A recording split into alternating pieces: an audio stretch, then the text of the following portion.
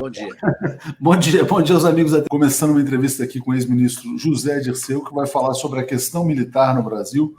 O fator militar, ontem o general Mourão publicou um artigo que as pessoas ainda estão tentando decifrar, várias interpretações, mas antes de mais nada, bom dia, Zé Dirceu, tudo bem? Bom dia.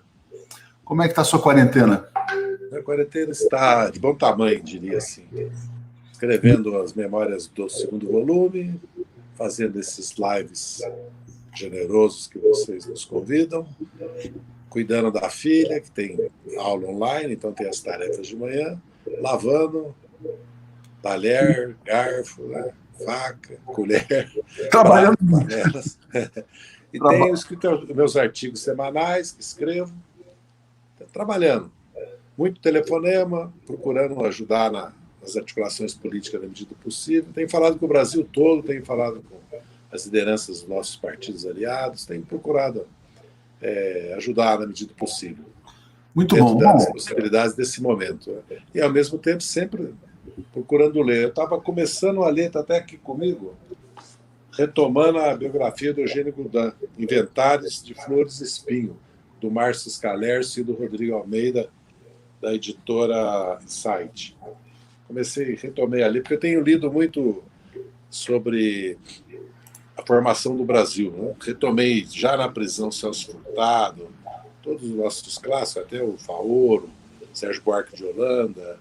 Procurei ler Zé Honório Rodrigues, que é um historiador fantástico, e li o Lara Rezende, voltei a ler Simons, os dois Simons, o Simons nacionalista, industrializador, e o Simons financeiro. Mas é um qualificado, né?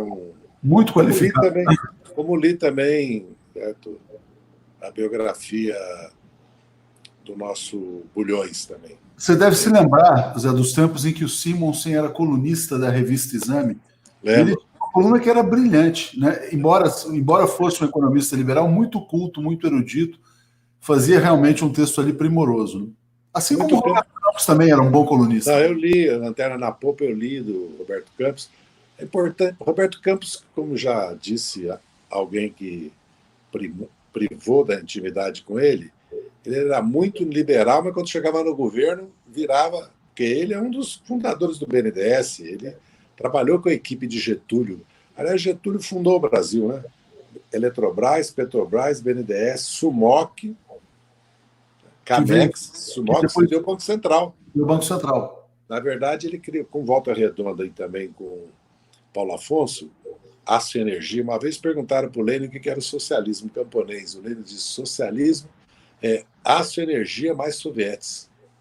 Olha que interessante. Na verdade, naquele momento. Interessante você trazer essa questão do Eugênio Goudin, que é tido como um dos pais do pensamento liberal no Brasil, porque a gente, hoje, acabei de publicar uma notícia, embora o nosso tema seja a questão dos militares, mas eu vou te mostrar, porque é um racha importante no pensamento liberal brasileiro, que eu acho que abre uma janela para o debate econômico. Olha essa notícia aqui, ó.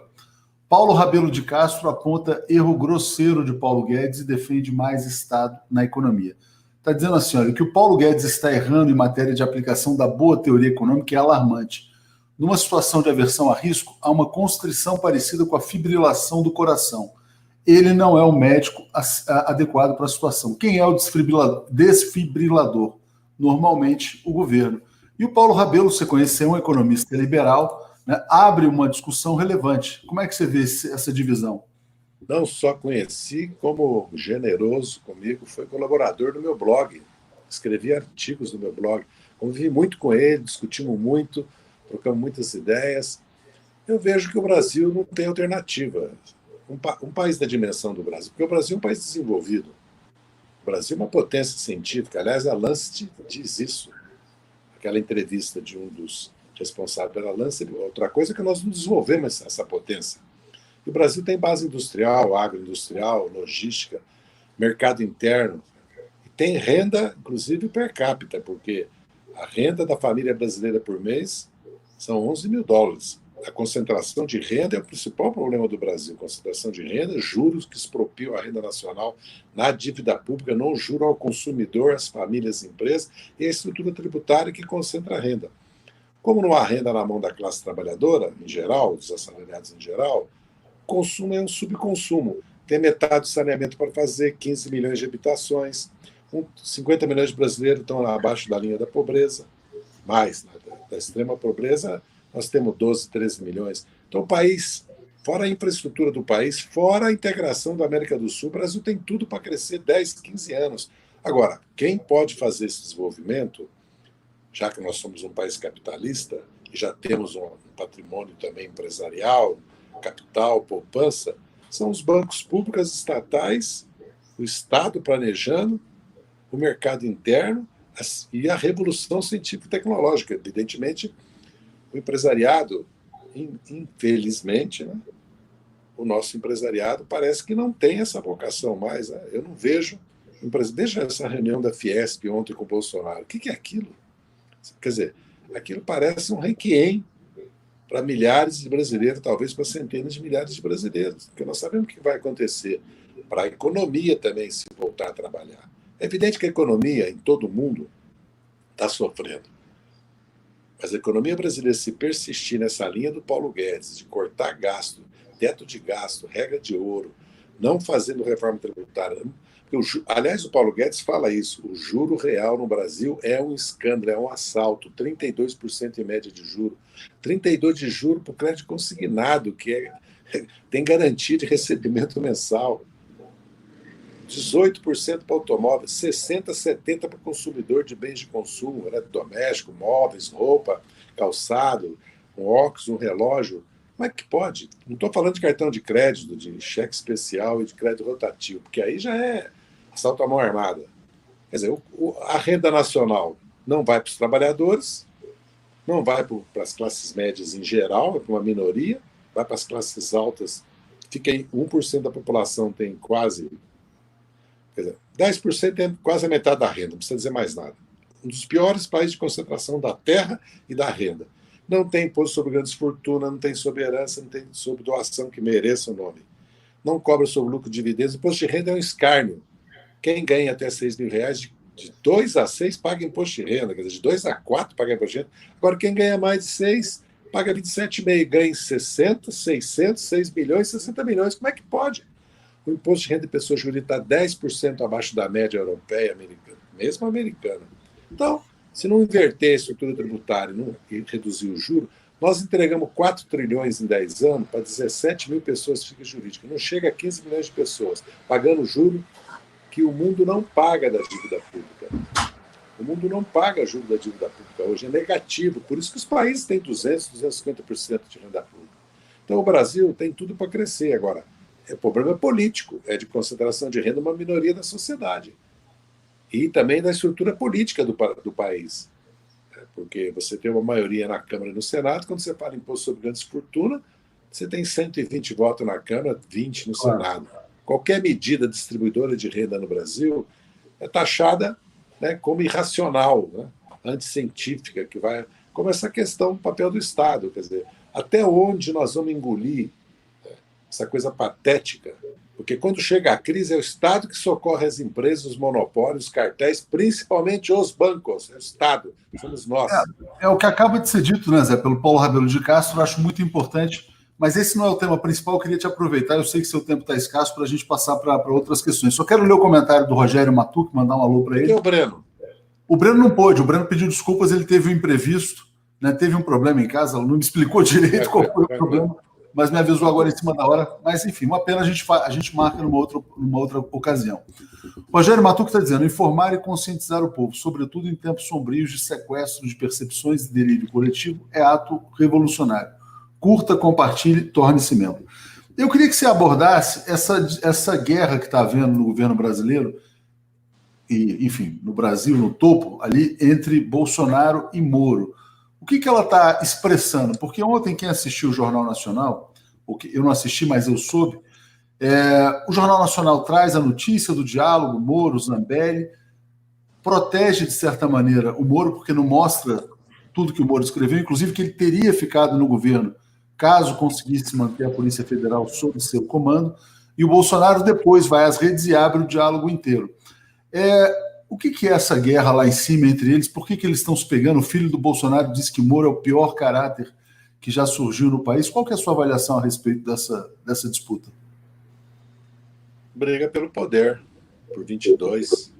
Já Moro 22, né? sempre foi candidato. O projeto da Lava Jato, dos procuradores da Lava Jato, é um projeto que se ligou aos Estados Unidos, se desenvolveu sob o beneplácito americano, inviabilizou a indústria de exportação de capital, tecnologia e serviço brasileiro, que é quando um país muda de qualidade, liquidou com a nossa construção naval, jogou a nossa construção civil pesada no chão, quebrou as principais empresas brasileiras. Agora nós estamos tendo empresas até da Turquia. Daqui a pouco tem empresa de qualquer país construindo aqui no Brasil. A pretexto de combater a corrupção, deram um golpe, impediram que o Lula fosse candidato, que ele poderia ser eleito. Quer dizer, uma farsa total. O Moro se silenciou e concordou, aliás, com todas as medidas que o Bolsonaro tomou, inclusive violações de direitos humanos, violação da Constituição, sempre se silenciou. Essa questão da Polícia Federal foi o pretexto dele para ele sair do poder. É verdade que o Bolsonaro já tinha capturado a Receita, o COAF e o Ministério Público lá atrás, no ano passado, e agora capturou a Polícia Federal. Ele quer um governo ditatorial.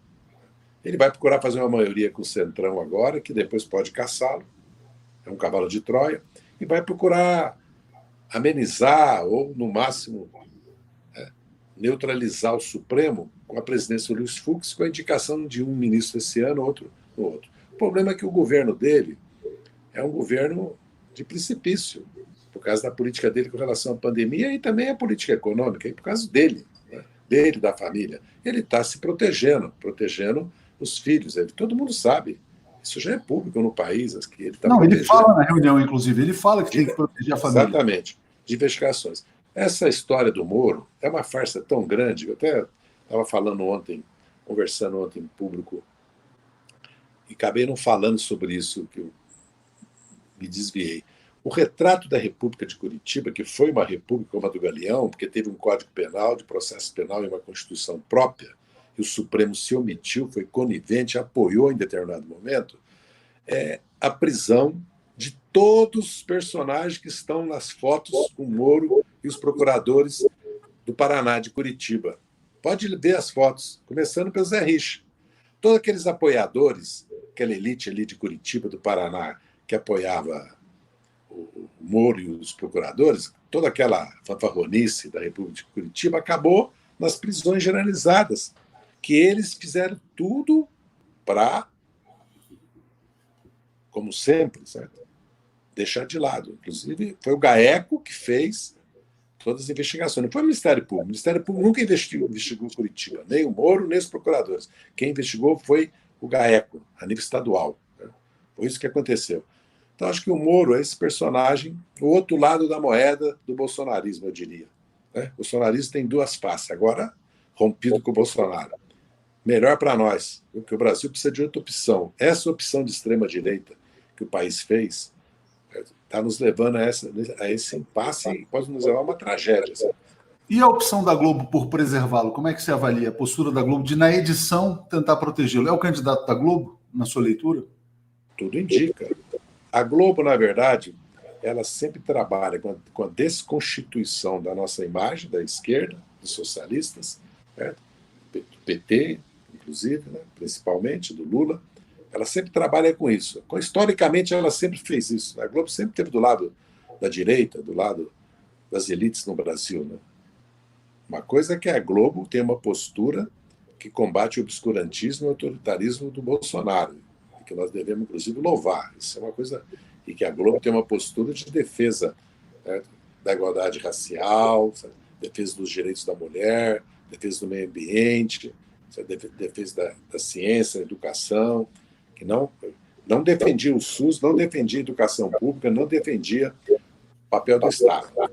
Tentou até lavar a imagem dos ultra-ortodoxos, agora voltou de novo, como está com medo do Guedes sair, ficaram com medo do pró-Brasil, do Braga Neto, estão com medo do Mourão, então agora eles começam a sustentar o Paulo Guedes e falar em fazer agora mesmo ajuste. É uma insanidade, entendeu? Quer dizer, a demanda está no chão, nós vamos cortar salário.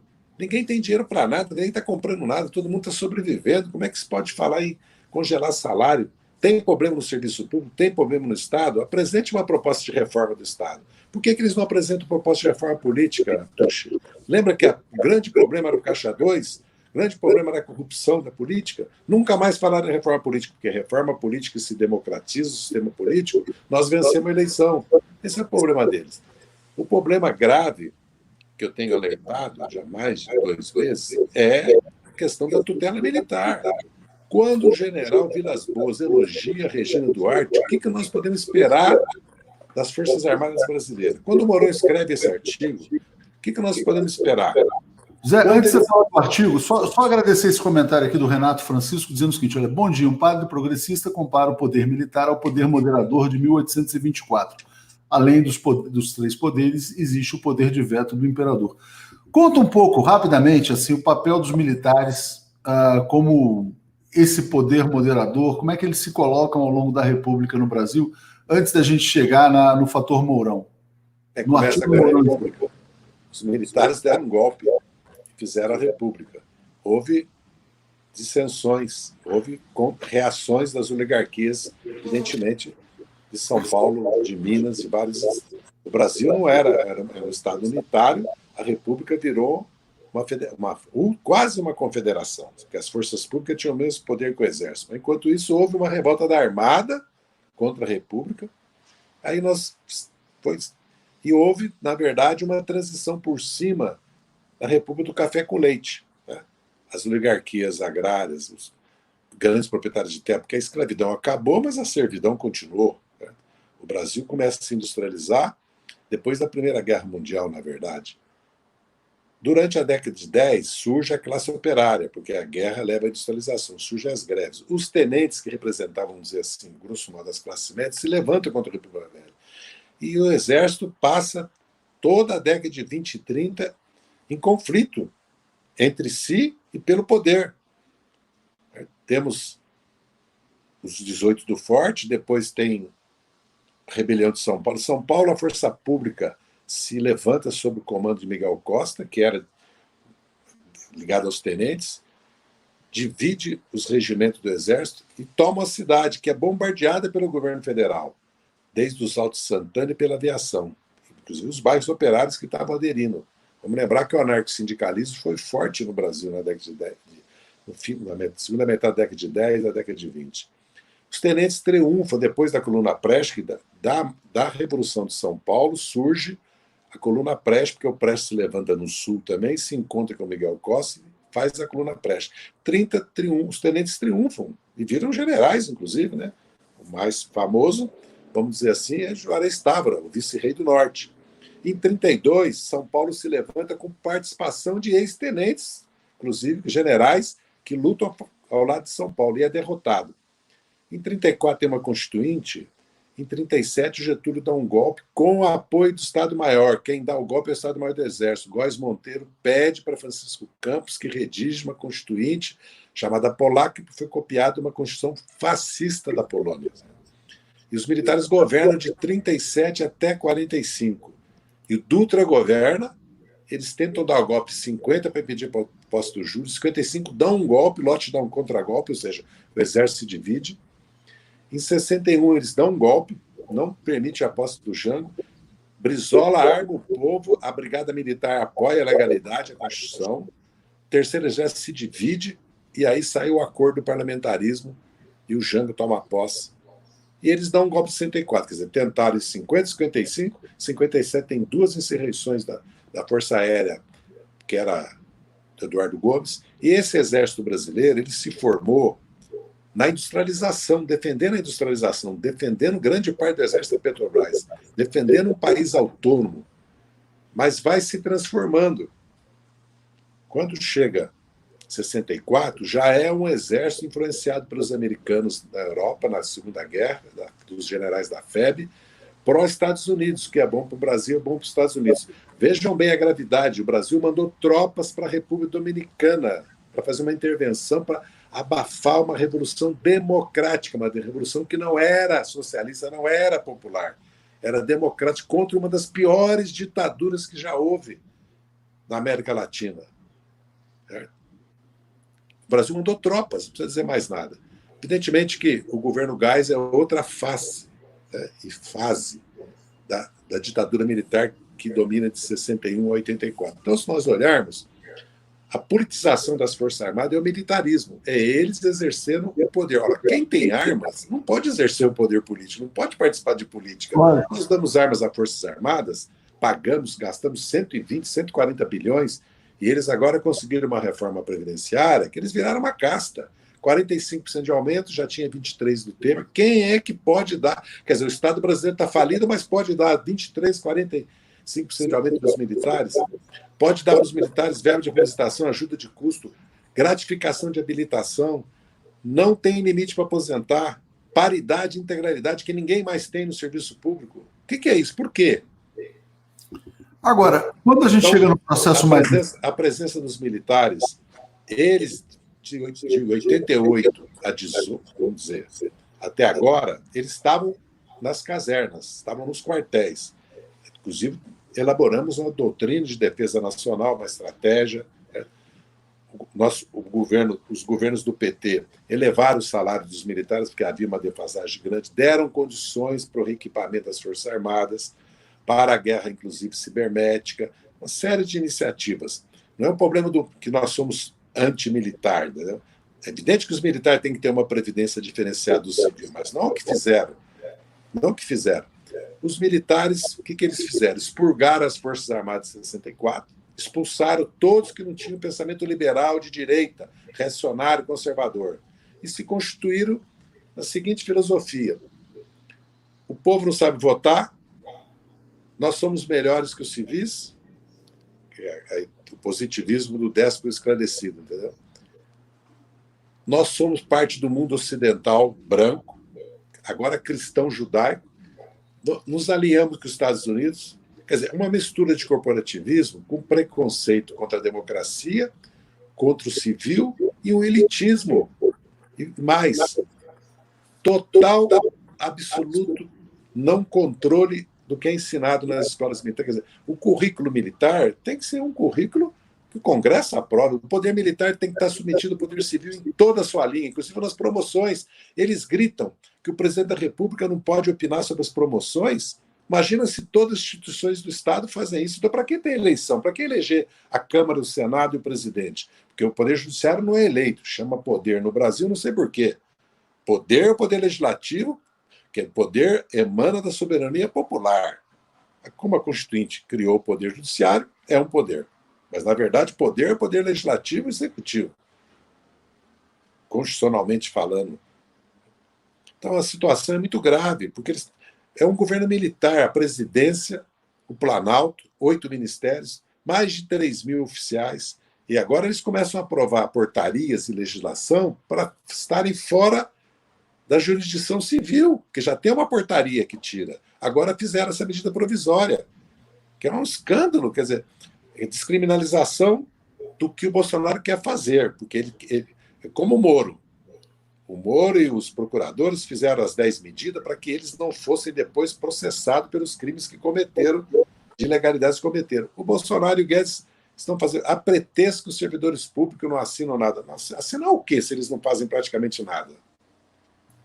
Deixa eu colocar aqui só esse comentário do Gerinaldo, já vamos chegar para o presente aqui. Ele fala: bom dia, com os indícios dos bolsonaros ligados às milícias e cocaína no avião da comitiva presidencial, não seria possível imaginar o dedo do poderoso tráfico internacional na crise brasileira?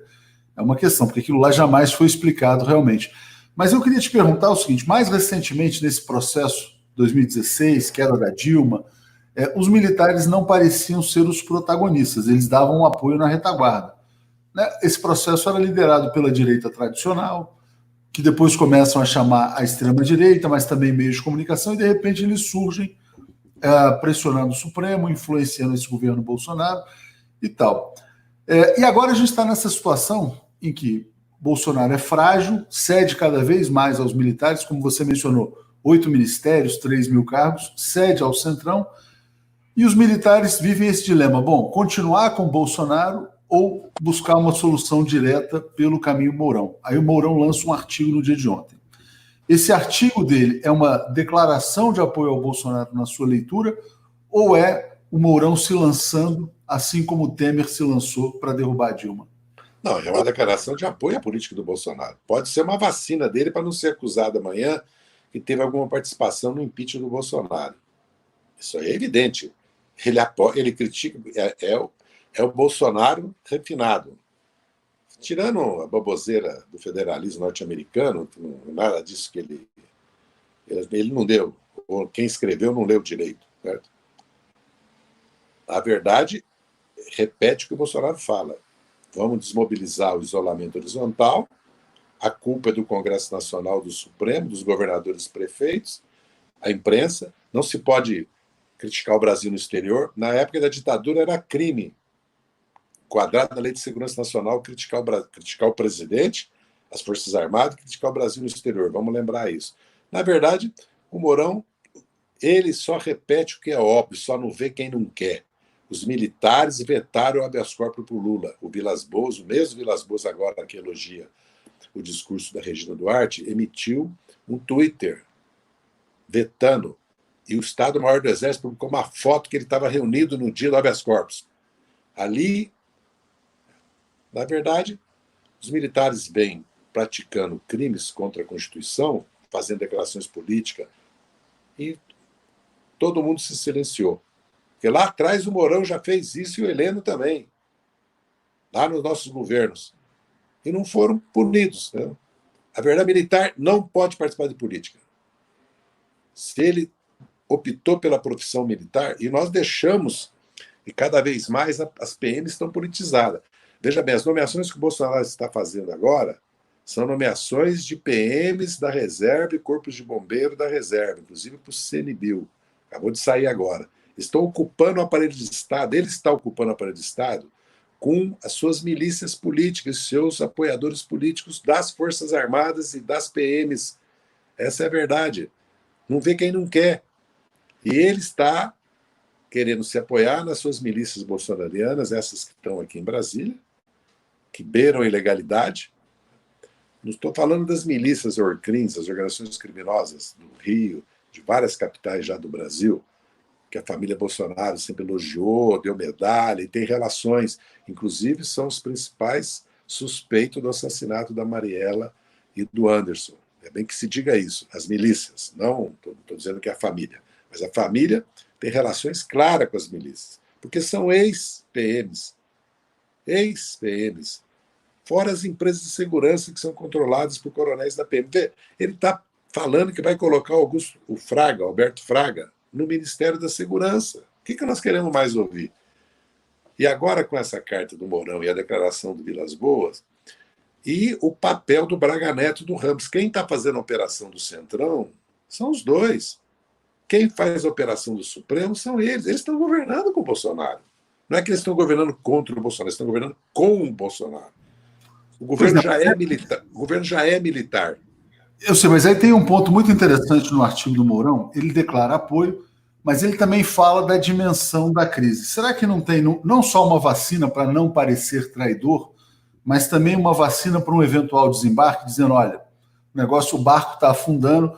Porque é o seguinte, porque se afundar, eles podem dizer, não era um governo militar, era o governo do Bolsonaro, agora vem os generais para resolver. Porque o fato, olha, vamos ter queda de 10% do PIB, maior desemprego da história, caos social, eles vão se associar a esse naufrágio? Bem, se eles continuarem apostando no Guedes, eles vão afundar junto com o Guedes, porque essa política, o Brasil não cabe dentro dela. O povo brasileiro não cabe. É ilusão achar que o povo brasileiro vai aceitar esse rumo que eles querem dar ao Brasil, as elites. A ditadura não conseguiu, o povo virou e derrotou a ditadura já em 74 nas urnas, quando não tinha manifestação nenhuma desde 69. Nenhuma nas ruas. Era ditadura, era terror. E depois derrotou em 78, só não elegeu no colégio eleitoral o presidente, o MDB, naquela época, porque fizeram o pacote de abril e mudaram os critérios do colégio eleitoral. E ganhou em 82 os governadores. E se tivesse eleições diretas, elegia o presidente da República, o MDB que representava a luta contra a ditadura. Apesar da nossa participação, que foi importante, inclusive, já do PT e das esquerdas, do PCdoB, do PDT, do PSB, os partidos que vieram da clandestinidade, da ilegalidade, como o PCdoB, PPS, o PSB e o PDT. O PSB, aliás, é uma costela da UDN, a costela socialista do UDN, que era uma frente contra a ditadura Vargas, vamos lembrar isso. Então, eu acredito que os militares são os principais responsáveis por essa política, porque eles apoiaram a política externa do Bolsonaro abertamente, aliás, o Mourão apoia. Apoiaram essa submissão aos Estados Unidos, inclusive militar, das Forças Armadas, que viraram quase uma divisão do Comando Sul norte-americano. Entendeu? E as votações do Brasil nos organismos internacionais, no seguidismo que os Estados Unidos, são humilhantes, são uma vergonha, como disseram os ex-militares. Mas você não vê uma contradição entre os militares e o olavismo? Por exemplo, quando cai o general... Essa é outra questão. Os militares, muitas vezes, impedem que o Bolsonaro pratique atos que o levariam ao impeachment. É isso que eles fazem. Eu, pelo menos, vejo assim. Eu gostaria muito de estar enganado. Certo? Mas e a queda do Santos Cruz, por exemplo? Quando sai o Santos Cruz, que era um cara que tinha muita força... Evidentemente que as Forças Armadas estão se politizando, vão se dividir. O Supremo não se dividiu? Pensa que a Polícia Federal é republicana, técnica, neutra, só analisa os fatos objetivos, e que o COAF é assim também, e que a Receita é assim. Tem várias correntes de pensamento, política. Como o Ministério Público está claro hoje, tem várias facções.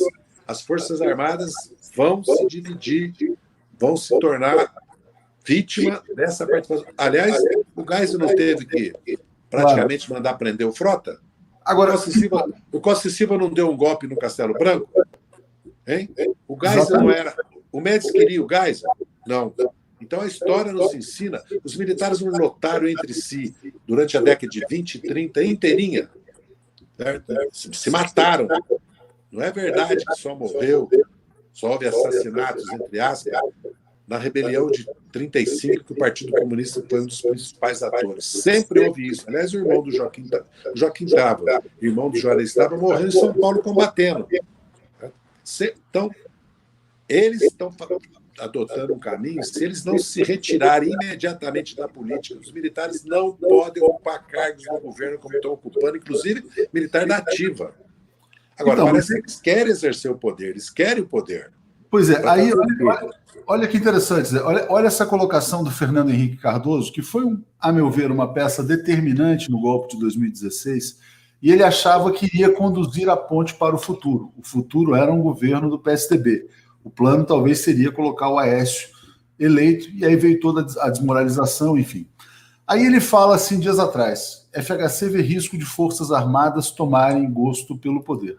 Você fala, né, o seguinte, bom, eles não podem exercer o poder, mas estão exercendo. Fernando, bom, eles vão tomar gosto. Como tirá-los? Como tirá-los no contexto atual? Porque realmente eles têm as armas, eles têm todos os cargos, eles têm o aparelho de Estado, eles têm o Bolsonaro, têm as milícias, e agora? Boa pergunta para ser dirigida ao PSDB, DEM, PMDB, aos Marinhos, à Rede Globo, aos Frias, ao João Saad, a família, a quem controla o Estadão, ao capital financeiro bancário, porque nós queremos que o Bolsonaro seja afastado.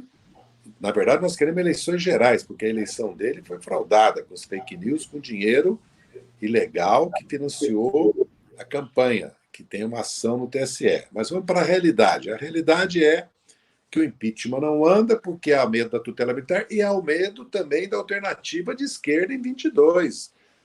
Por isso que o Lula está inabilitado, porque nós tivemos, junto com o Ciro, só somar os votos da Haddad com o Ciro, você vai ver que é como em 89, que o Brizola, o Lula e o Covas obtiveram quase 45% dos votos. Há uma força política histórica com base social eleitoral no Brasil que deu 4 vitórias às forças políticas que se aliaram conosco e quase vencemos a eleição de 18. Se o Lula tivesse solto, talvez a história da eleição. Se no segundo turno o Ciro e o Fernando Henrique, o PSDB, tivessem apoiado o Haddad, quem sabe qual seria o resultado? Então, há um elemento de disputa entre as forças de direita, porque há uma direita liberal, há uma direita do centrão e há a direita, a extrema-direita que o Bolsonaro constituiu, que tem base na sociedade brasileira. Não vamos nos iludir. Não são só as Forças Armadas, ou as milícias, ou as bases da PM, os bolsonaristas milicianos. Há milhões, dezenas de milhões de brasileiros, porque isso está envolto também na questão religiosa, do modo de vida.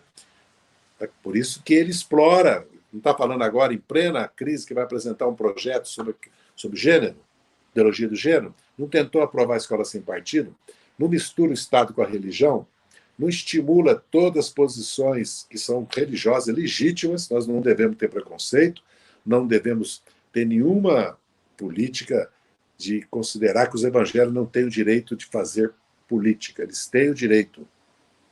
Têm o direito de defender os pontos de vista dele, o modo de vida deles, que, aliás, a Record expressa bem. A Globo expressa um outro Brasil. Há um choque civilizatório, um choque de concepção, de modo de vida. Por isso que a juventude cada vez mais reprova o Bolsonaro e não apoia. Por isso que as mulheres também estão 15 pontos acima da rejeição dos homens, porque eles percebem que a liberdade está em jogo, porque querem impor à maioria do Brasil uma concepção que é legítima, que é um direito, mas é uma concepção religiosa de uma parcela da população. A concepção que vale é que está na Constituição. É a Constituição que vale como modo de vida, como concepção. Não é a Bíblia. A Bíblia tem que ser respeitada, aliás, tem que ser lida, estudada. Os seus preceitos podem ser seguidos, qualquer que seja a religião. Agora, não pode se impor isso a um Estado, a um país. O Estado é laico. Então, eu vejo assim, é mais profunda a crise que nós vivemos.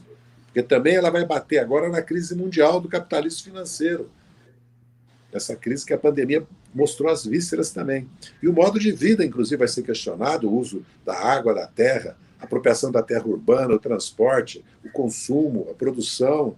Nós vamos ter que fazer um debate mais amplo no Brasil. Quer dizer, o Brasil, na verdade, teria que ter uma nova constituinte, uma nova repactuação. Porque o pacto que existiu de 88 não fomos nós que rompemos. Quem deu o golpe foi a direita.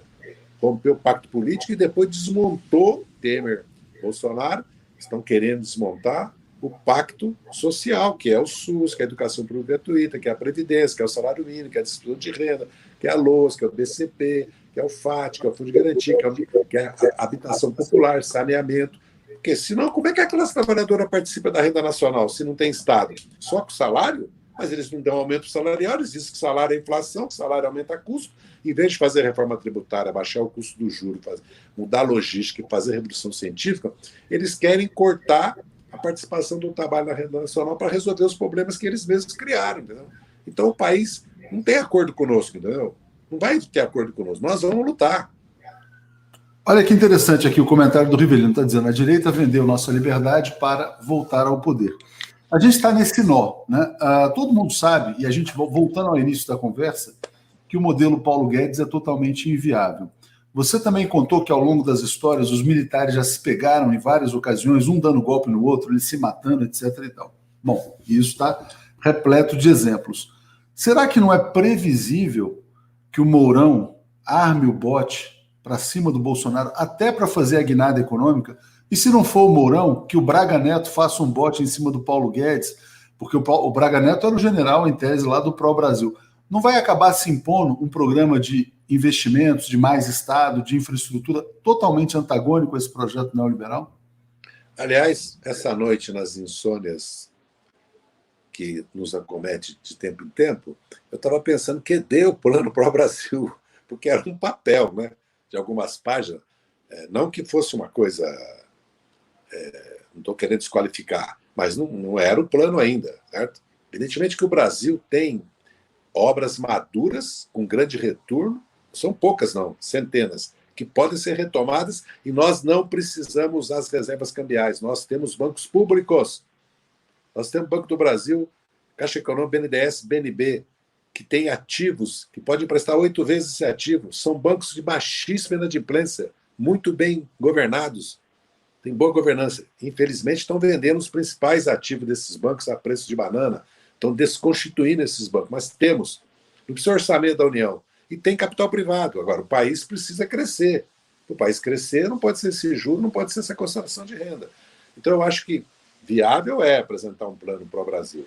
Agora, que o governo do Bolsonaro vai fazer, que os militares vão dar um cavalo de pau na economia para fazer, é preciso ter evidências e provas. Até agora, eles têm feito loas e apoiado o Guedes. Até porque, eu acho que eles fazem a leitura também, Atush, que se eles não apoiarem o Guedes, eles caem. Porque aí o capital financeiro bancário, que tem o poder, e a grande mídia, fala, passou a hora que mexer com o bolso, a hora que mexer com o rentismo, passou do limite. Pode fazer a maior barbaridade, eles engolem. Mas tem um limite para o desemprego também, né? O desemprego pode ir a 10, a 15, a 20, a 25, 30. Que o Brasil vai enfrentar esse dilema, vai enfrentar. A hora que bater o desemprego dos 8%. Por isso, o Bolsonaro, o que ele está fazendo é preservar o poder dele, a reeleição dele. Ele não está preocupado com o trabalhador, com o informal. Ele está preocupado que a crise econômica o derrote, mas não será a economia que vai derrotar o Bolsonaro. O Bolsonaro está derrotado pelo obscurantismo e autoritarismo dele, não é pela economia. Até porque, quando o Estado brasileiro, o governo, ele é o presidente, distribui, certo? R$600 para 40, 50 milhões de brasileiros, se é que eles vão conseguir distribuir, certo? E toma uma série de medidas para proteger, que o Congresso aprovou, porque eles não queriam, a micro e pequena empresa, dar solvência e liquidez para evitar a insolvência dos bancos, compra a carteira de crédito dos bancos, inclusive autoriza a comprar carteira de empresas privadas. Né? Quando o país toma essas medidas, lógico que o governo se beneficia, entendeu? O governo se beneficia. Então, o problema não é esse. O problema do Bolsonaro, né?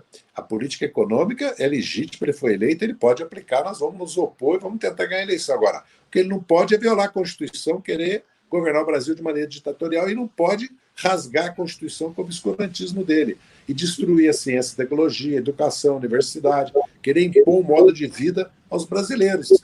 Agora vieram com essa questão da tradição cristã judaica. Né? Até os judeus já protestaram do uso da bandeira de Israel aqui no Brasil. Só falta o Brasil.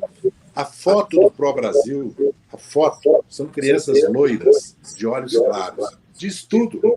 Pegaram num banco de imagens da Escandinávia. Isso nem brasileiro é. Mas deixa eu só pegar um ponto que eu sei que seu tempo está escasso e a gente está vivendo não só a crise do capitalismo financeiro, mas um redesenho geopolítico global. Ontem o Donald Trump deu uma entrevista para a Fox News e falou, olha, não estou mais a fim de conversar com Xi Jinping, acho que posso acabar com toda a nossa relação com a China. E havendo essa ruptura Estados Unidos-China, que é possível, provável, previsível, porque o Trump tem que encontrar um culpado pela crise nos Estados Unidos, para onde o Brasil vai ser empurrado? Porque os interesses econômicos jogam para a China. A dominação puxa para os Estados Unidos. A Tereza Cristina, ministra da Agricultura, fica lá, não, veja bem, o Mourão também fica tentando se equilibrar. O que vai acontecer com o Brasil se houver essa divisão geopolítica, o polo estadunidense e o polo China? O Brasil tem que cuidar do Brasil, nós temos que cuidar dos nossos interesses. No mundo não existe amigos, existem interesses.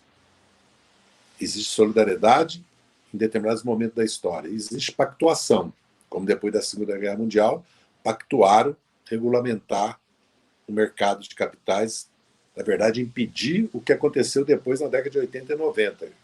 A liberalização financeira trouxe essas consequências. Então, o Brasil basta a si próprio. Evidentemente que isso é uma figura. Né? A vida não é assim. O Brasil, lógico, precisa exportar, importar, precisa importar tecnologia, certo? Precisa ter competitividade, tudo isso nós estamos de acordo. O Brasil é um dos poucos países no mundo hoje, eu digo isso sem medo de errar, que pode crescer e se desenvolver mesmo com toda essa crise que está havendo no mundo. Porque nós temos 210 milhões de habitantes, temos 1/3 da nossa população que não tem os bens mínimos necessários. E temos tudo que eu já repeti aqui para construir. E temos capital, tecnologia, poupança, temos tudo. O que o Brasil precisa é de mudança na propriedade, renda e riqueza, desconcentrar, fazer uma revolução social no país, terminar a Revolução Brasileira da Independência da República inacabada, entendeu? Porque nós nunca fizemos realmente a reforma tributária, política e agrária que a Europa fez no século XIX, que a burguesia fez frente aos levantes camponeses e operários, frente à ascensão dos bolcheviques, né? A aparição da classe trabalhadora na arena política lutando pelo poder, porque essa é a realidade. Então, eu acredito que nós temos condições. Veja bem, os americanos vão desglobalizar a sua economia na medida do possível que isso aconteça. Eles estão totalmente voltados para a defesa do seu mercado, da sua economia. Inclusive, vão apertar as políticas contra a imigração. Está evidente isso, cada vez mais. A China é um poder ascendente, inclusive tecnológico e militar. Está indo em Marte e voltando, né? A marcha 5. Né? O 5G está aí, a China está aí, é a fábrica do mundo. A Ásia, idem. A Europa está vivendo uma crise que é uma crise estrutural, histórica, porque é populacional, demográfica, que precisa da imigração e não aceita, é de crise de dissolução da União Europeia, porque a Alemanha não quer assumir essa responsabilidade agora, para ajudar a Europa a sair da crise da pandemia, porque a pandemia agravou uma crise que a Europa já vivia de estagnação, de subconsumo, de concentração de renda. Então, o mundo, a Turquia e o Irã mostram que cada país tem que se articular na sua região e para ter voz e presença no mundo, e tem que ter poder militar. Agora, o Brasil, o que os militares fazem? O que eles estão fazendo? Em vez de eles constituírem a defesa nacional, se preocupar com as fronteiras do Brasil, porque o Brasil tinha que ter uma guarda de fronteira, como todos os países continentais têm, eles estão querendo governar o Brasil. Então, o Brasil pode sim sair dessa crise, porque ele tem condições. Tem a América do Sul, não só o mercado nosso, como a América do Sul, tem capacidade científica e tecnológica, tem condições. O que nós construímos em 100 anos no Brasil, a classe trabalhadora, principalmente, empresariado, as elites, mas a classe trabalhadora que não obteve a sua participação até hoje, que ela tem direito, né? É suficiente. Nós temos um país fantástico, quinto em território, sexto em população, um dos maiores mercados internos do mundo para as maiores multinacionais, quarto, quinto, capacidade científica e tecnológica, instituições. O que nós... Porque eu sou absolutamente otimista com relação ao futuro do Brasil. Agora, precisamos de uma mudança radical no país, de rumo, e precisamos de uma revolução social, senão o país não anda. Temos memória industrial, e o Mourão falou no artigo dele que nenhum país se autoagrediu tanto quanto o Brasil nos últimos anos. Nesse ponto ele tem razão, né? Ele se autoagrediu e foi agredido também por forças locais. Só para pegar esse comentário do Carlos Alberto, eu sei que você quer fazer um comentário, ele fala: eu acho que a carta do Mourão descreve a situação atual. No final ele diz: se resolve com diálogo. Isso não seria uma crítica indireta para se colocar como opção? Eu li dessa maneira. Eu li como uma... E, curiosamente, ontem o Bolsonaro apareceu de manhã falando em diálogo, depois do discurso do artigo do Mourão, mas depois, quando fez a reunião na Fiesp, disse que tem que armar a população contra os governadores. Então, o Mourão ele tenta ser um pequeno contraponto ao Bolsonaro, na minha opinião. Não sei se você concorda ou discorda. Atoshi, os governadores estão chamando a sociedade civil, estão chamando as entidades, organizações, os industriais, os sindicatos, né? Principalmente estão mobilizando a força de guerra. Esses sim são militares, estão combatendo as enfermeiras, os técnicos de laboratório, os médicos, os trabalhadores de alimentação, vigilância, segurança e limpeza dos hospitais, dos postos de saúde. Esses são os nossos verdadeiros militares que estão na frente de combate. Aonde estão os militares brasileiros? São esses. Então, os governadores estão buscando diálogo internacional para conseguir equipamentos de proteção individual, para conseguir, que é uma vergonha para o Brasil, não ter máscara, não ter luvas, não ter equipamento de proteção individual, não ter respiradores. Isso aí, um país que faz o que o Brasil faz, enriquece urânio, produz mísseis, um país que produz satélite, um país com a riqueza que o Brasil tem, é uma vergonha. Então é o seguinte: o que o Brasil precisava de um presidente que, nesse momento, não olhasse a oposição, direita e esquerda, não olhasse empresário e trabalhador, unisse o país para combater a pandemia, fizesse concessões no limite para cada setor, protegesse o povo. O principal é proteger a saúde e o povo. A economia vem em segundo plano. Aliás, é isso que vai ajudar a economia a sair depois. Vamos supor que não se proteja, se acabe com o isolamento. Aí vem centenas de milhares de mortes. A economia vai funcionar? Vai ter... O país já está deprimido, já está angustiado. As famílias já têm medo. É só olhar as pesquisas. Agora, nós vamos... Todo mundo prova o contrário, que o isolamento funciona. Uma coisa é você discutir aberturas, planejar melhor, buscar as estatísticas, ver outros métodos. Ninguém quer parar a economia. Mentira que o Bolsonaro fala, que os governadores querem parar a economia. Os governadores estão tentando salvar vidas. Agora, se ele parte do princípio que pode morrer 300 mil brasileiros achando que não vai acontecer nada com o país, com a economia, e que pode ser infectado milhões de pessoas, se ele parte desse princípio, é um suicídio isso.